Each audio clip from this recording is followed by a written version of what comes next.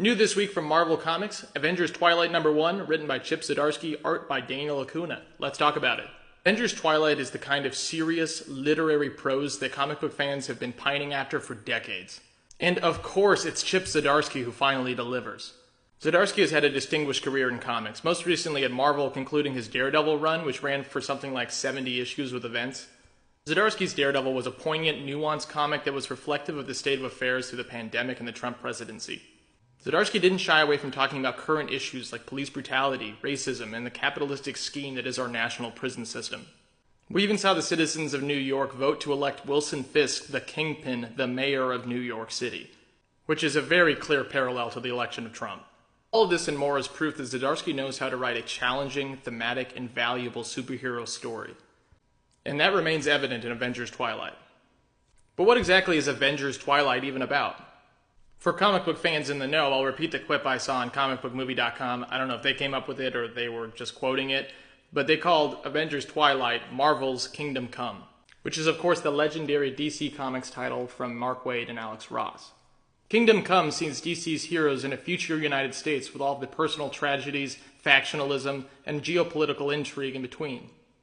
Which is an apt comparison because that's a lot of what's happening in this first issue for our Marvel heroes.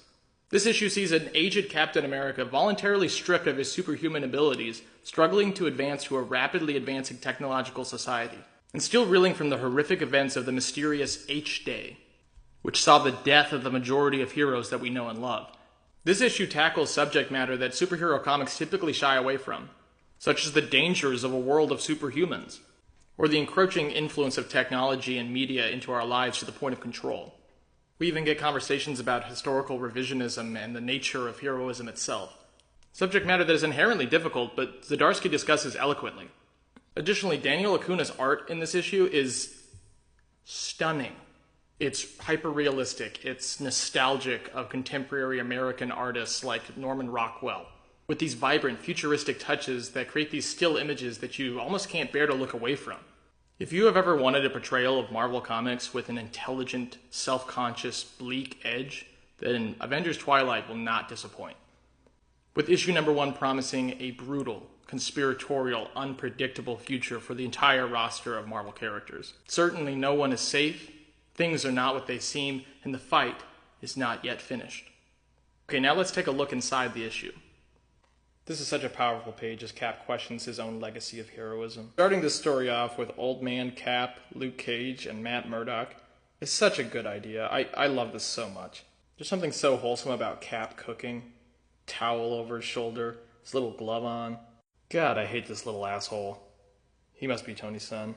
This literally gave me chills. I'm so glad they did the Kirby crackle and everything. This is amazing.